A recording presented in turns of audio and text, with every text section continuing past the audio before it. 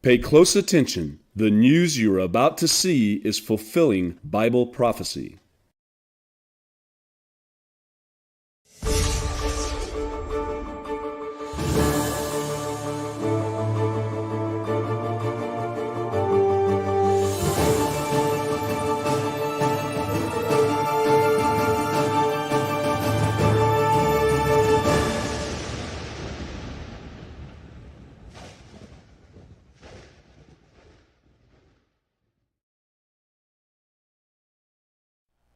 Welcome to another edition of YPN News, bringing you the news that relates to Bible prophecy and foretold by Yeshua Hawkins. Well, in the news today, a major hurricane hits the state of Florida, actually wiping out a whole community there. We'll have those details. Also, can the U.S. weapons systems be hacked? There's a scary thought for the U.S. And Cardinal Wuerl resigns amid the sexual abuse scandal. Now, these stories and many more, but first, a world full of sickness. 3 new cases of a rare illness that has polio-like symptoms have been discovered in Pittsburgh. The illness, known as acute flaccid myelitis, has seen a spike in states across the country this year. Now, not only is it a rare illness that attacks the body's nervous system, it is poorly understood by doctors, and that's a scary thought for a lot of people. For sure. So for this year, the CDC reported 38 confirmed cases from beginning of this year through the end of September. 14 of those cases were found in Colorado and 6 in Minnesota. Mostly children have been infected, but some adults as well. After their son Orville had a fever this summer, Elaine and Michael Young noticed he had trouble moving his right arm. Doctors did an MRI scan, which gave them a clue as to what was wrong. Turns out Orville had an abnormality throughout his entire spinal cord, which led him to being diagnosed with acute flaccid myelitis, or AFM for short. Now, the 4-year-old had to spend 6 days in the hospital where during the worst of it, he had trouble moving his legs, sitting up, and had no movement at all of his upper right arm, leaving his parents feeling helpless. I can only imagine. Symptoms of acute flaccid myelitis include sudden onset of arm or leg weakness, which of course you have sudden loss of the movement in those limbs, difficulty moving facial muscles, slurred speech, and trouble swallowing. While it is unknown for sure what leads to the polio-like illness, one school of thought is it is an immune reaction to enterovirus, an infection that can spread by coughing or sneezing. In 2016, the highest number of cases was reported at 149. Well, World Health Day focuses on depression, the second largest contributor to disability or health loss and the leading underlying cause for the 128,000 suicide deaths that occur each year in the World Health Organization European region. Now, according to the World Health Organization, 1 in 4 people will develop mental illness at some point in their lives. Northern Europe, Sweden, Norway, Denmark, and Finland are regularly featured among the world's happiest people. But statistics tell another story. Many people report being sad, even depressed. Just in Sweden, 1 in 5 young women say rising stress levels affect their mental health. There is a lot of pressure to be perfect and live a fast-paced life, but this does not allow time for listening to one's internal self, to slow down and realize what is needed to maintain a healthy mind. At the rate it is increasing, by 2030, it's expected that depression will be the world's leading cause of ill health. Now, the Fountain House Group, which is spread abroad to 34 countries, originated in New York City in 1948. It was their belief that people living with mental illness can be active participants in their own and each other's recovery. Well, this takes the focus off pharmaceutical drugs and other conventional treatments and turns it to the real people being affected by their illness. An intern at Fountain House in Stockholm, Eva Schmasinski, explained to Al Jazeera, hospitals, doctors, medications are all important, but they don't have the resources or perhaps the goals to build relationships. And once you get to know somebody, you can see beyond the diagnosis, end quote. And the results, our members are seeing their value and realizing that they can contribute to society and live and work in an environment that accepts them. Right. Well, staff member Anders Rudstrom puts it very well, saying, we talk about the need to be needed. You need a place where you are wanted, where you are accepted for who you are. Well, currently, there are 330 clubhouses around the world, mainly in the United States and Europe, but they would like to get more clubhouses started in Africa and Asia to help the mentally ill in those regions. Well, speaking of Africa, there is a plague of another sort affecting the people there. Many African people are going blind. Keratoconus, a leading cause of corneal blindness in Kenya, cause the outer transparent part of the eye, the cornea, to be damaged. But with 500,000 Kenyans partially blind or totally blind, and 20% of them due to corneal problems, the line is long to receive any type of help. Boy. Take Eunice Wambai, for example. She waited for a cornea transplant for the last 5 years, but the doctors can only operate on one eye at a time, and so she was put on another waiting list to fix her other eye because they are short of the need of the needed eye tissue that they need for these transplants. It says this hospital's eye banks get fewer than 200 corneas a year, and because local culture makes organ donations difficult here, many come from out of the country. Well, Dr. Fayez Khan works at the Lions First Sight Hospital where Eunice received her cornea. He told Al Jazeera News the majority of the corneas we've been getting here are from the U.S., and the corneas cost about between $500 and $1,000 each.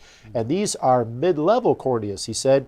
If they are the very, very good high-class corneas, they could cost up to $3,000. Well, over 3,700 miles to the west in Senegal, Bay Mor Sarr is losing his sight also, but to another infection known as trachoma, an infection that causes the breakdown of the surface of the eye. Sarr tells a local health volunteer, everything a blur. He no longer recognizes his own grandchildren and finds daily routines like brushing his teeth difficult on his own.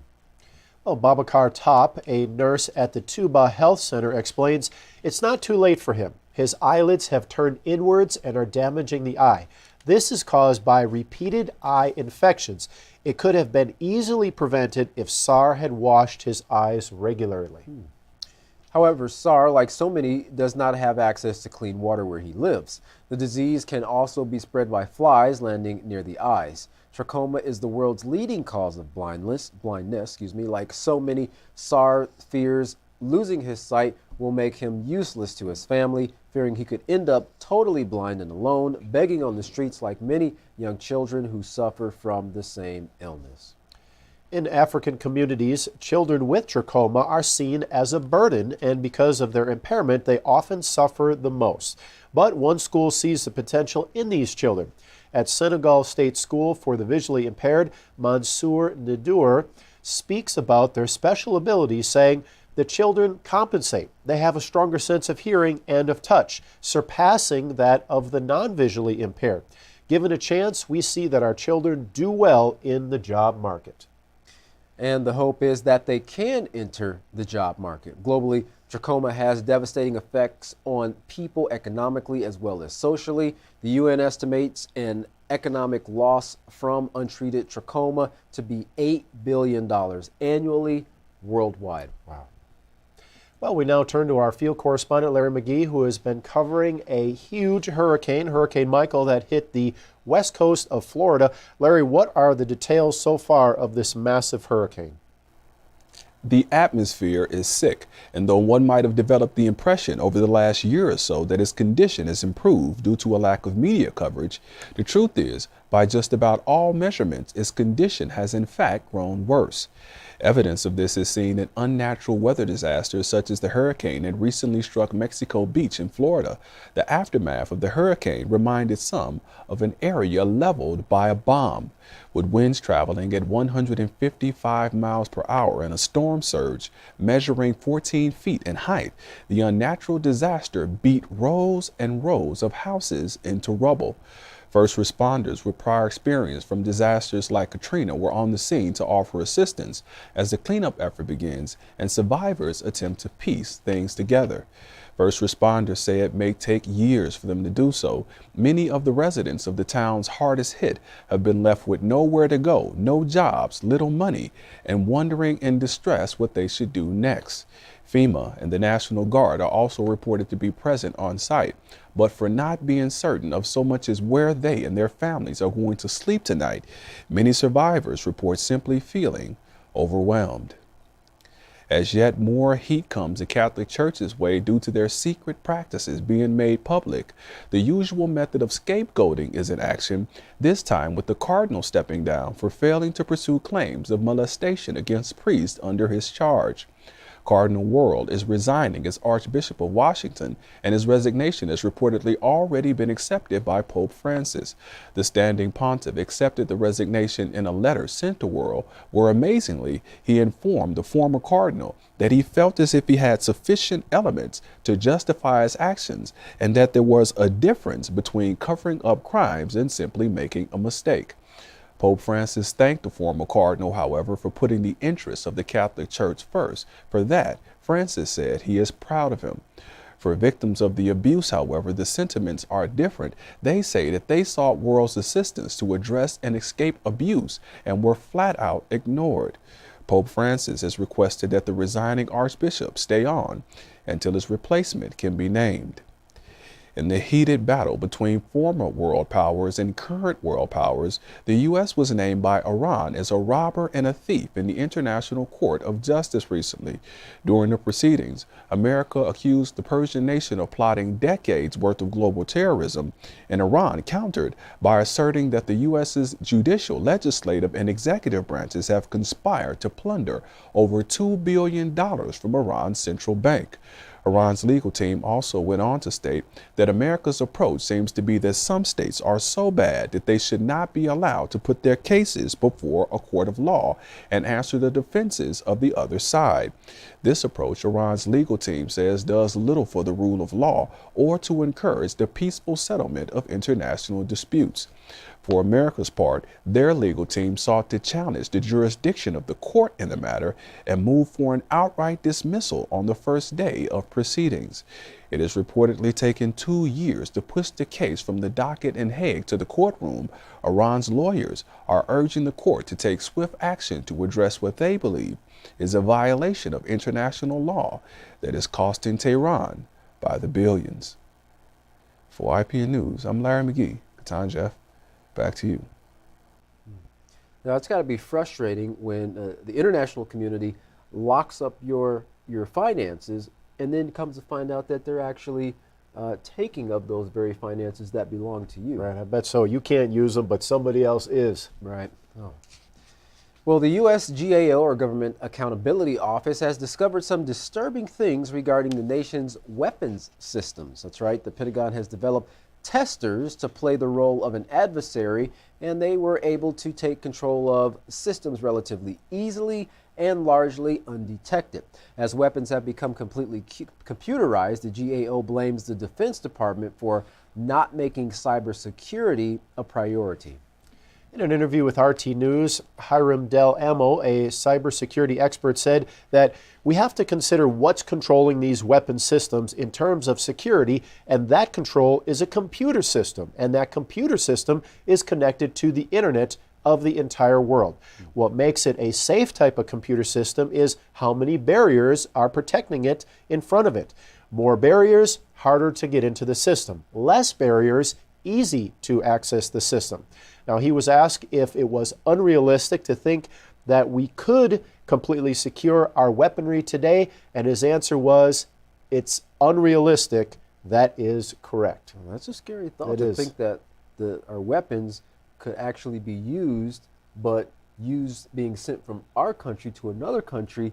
You can start a war between two countries and never ever set foot in those countries. Right. Or be used against you, yeah, hacked into and returned. That's true. That's absolutely true. Well, after an article paid for by China was released in a Des Moines, Idaho newspaper attacking Trump's policies, President Trump at the UN General Assembly mentioned China in his accusation of them conspiring to meddle in the upcoming 2018 U.S. elections. Then came a report that U.S. intelligence agency computers could contain microchips that have spyware made by China and controlled by Beijing. The Trump administration says it has secret information about a campaign by China separate from routine espionage and cyber attacks to influence American universities and public opinions. Well, Vice President Mike Pence claims that the Communist Party of China wants President Trump out of office. Pence said recently, to put it bluntly, President Trump's leadership is working and China wants a different American president. As a result, the U.S. sees this as an escalation of tariff wars and is now seeking allies. Larry Kudlow, Trump's economic advisor, while speaking at the Economic Club of Washington, D.C., said of the matter, "We are speaking to Europe and Japan again. We are moving to what I have characterized as a trade coalition of the willing to confront China." Kudlow admits he doesn't like tariff wars, but his boss, President Trump, does, but says that they both agree that tough steps like tariffs have been effective in recent trade deals with South Korea, Mexico, and Canada, and officials are planning more tough tactics aimed at China. Well, Syria is back in the spotlight as many are on edge regarding the agreement concerning the military buffer zone around Idlib province in Syria, whether or not it's fulfilled. Now, two major deadlines loom over the matter. First, equipment and heavy weapons are to be moved from the zone by October 10th, and within the next 5 days, all the militants, including radical extremist groups, should also leave the zone so that it may start functioning properly. Russia's Sergei Lavrov remains optimistic regarding progress, saying that the agreements are being fulfilled along with our Turkish partners working to get all parties to cooperate. October 15th is when the demilitarized zone is to be functioning properly, but a day or two's difference will not matter. Most important thing, he said, is the quality of work, and we support them. Well, according to various reports, tanks, missiles, and other large weaponry are already being removed from the buffer zone. Now, this sounds like an improvement, but certain radical groups have not agreed to participate in these initiatives supported by the Syrian government, Putin and Erdogan. Well, the goal regarding the province was to avoid a military confrontation, as Idlib is still home to many civilians, including many children, which is why it's so important to act carefully regarding this last area controlled by the anti-Syrian forces. So all eyes are on Idlib right now to see if the nearly 8-year conflict will soon end or continue on. Well, a new report by the UN carries with it a shocking warning that if the world doesn't reduce the amount of carbon dioxide released into the atmosphere in the next decade, it may be too late to reverse the worst effects of climate change. Now, most climate scientists think we're already beginning to see the results of a warming planet with severe storms, sea level rise, and flooding. Crop failures and mass population movement may also increase in the next 20 years or so. Scientists say that all this could occur by the year 2030 if greenhouse gas emissions continue at current rates and global temperatures rise 2.7 degrees above what they were in pre-industrial times. And of course, we're already 2/3 of the way there. Well, hitting the new lower target would require what scientists say ending the use of fossil fuels in the next 30 years. The cost, an estimated $54 trillion to do so. But they say it's a price cheaper than what we'd have to pay than dealing with the worst effects of climate change. Well, a UN panel at a recent meeting said that they have told the world what the scientific facts are, along with evidence and cost of climate change will be. Now it's up to what the governments do to decide what they're going to do with it. Now, the panel says that it's being realistic, but that in the U.S. and elsewhere, it doesn't see the political will to make the difficult choices that it says are urgent. And that seems to be a common thing globally right now. We're dealing with world health, we're dealing with the health of our planet, and we're dealing with political health as well. It doesn't seem to be much effort being put, or the will being put by the leaders to make the changes necessary so that we can kind of turn this whole thing around right now. Right, and one thing you mentioned with all these problems, the sickness of people, we're talking about new diseases here today. Also the world, like you mentioned, being sick, and actually the hurricanes, all these worst ever storms that we're seeing. Not too many people are focusing on the answers, but thankfully one man is, and that is Yeshua Hawkins. He is presenting many answers to the world. If they will listen to what he presents, it can solve these problems that we're facing today as a society. Yeah, I agree. And interestingly enough, Yeshua Hawkins has been talking about this very spot that our global society is in right now for over 50 years. Right, actually showing how it got worse, and he mentioned it, prophesied actually many years earlier that it was going to be very bad at this time. That's right. Well, if you'd like to find out more about what Yeshua has to say concerning Bible prophecy and today's current events, contact the House of Yahweh. And when you do, don't forget to request your free copies of the Prophetic Word and the monthly newsletter. Here's how. To contact the House of Yahweh, you can write them at the House of Yahweh, P.O. Box 2498, Abilene, Texas 79604. You can call them at 1-800-613-9494. Visit them on any of their websites, Yahweh.com, YeshuaHawkins.com, or Yahweh'sBranch.com.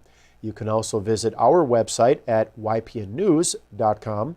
If you would like to email the House of Yahweh, you can do so by emailing info@Yahweh.com. For any international calls, you can call the number that's on your screen now. And once again, don't forget to check out 2 totally free Bible study helps on the market, the Yisrael Says program by going to YisraelSays.com, and the Ask Yisrael program by going to AskYisrael.com. You'll be very glad you did. Well, stay with us. Up next, Yeshua Hawkins. From all of us here at YPN News, I'm Katan Alexander. And I'm Jeffrey Heimerman. Thank you for watching.